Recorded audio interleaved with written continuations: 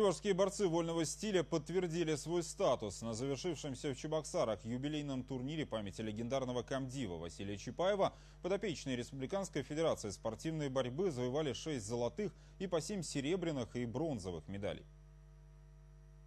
Вот уже полвека у любителей спорта нашей республики развитие вольной борьбы Чувашии прочно ассоциируется с турниром, посвященным памяти легендарного комдива гражданской войны Василия Ивановича Чапаева. Очередные соревнования, посвященные памяти уроженца столицы Чувашии, прошли при аншлаге не только на трибунах, но и на ковре. Юбилейный турнир собрал на ковре 5-й школы Олимпийского резерва более 150 борцов из 17 регионов России.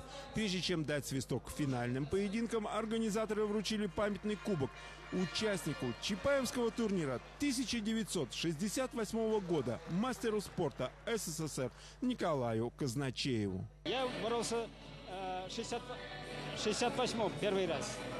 Я, конечно, не занял там такой, но 4-е место где-то было. Но потом я боролся постоянно и выиграл последние там 74-75 года. С 2006 года борьбу за награды турнира ведут и женщины. Первую золотую медаль соревнований в копилку сборной Чувашии принесла мастер спорта страны международного класса Надежда Федорова, спортсменка в красном трико.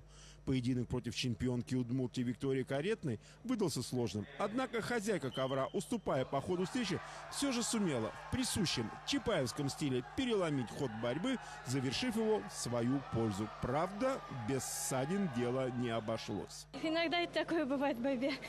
Никто ни от чего не застрахован.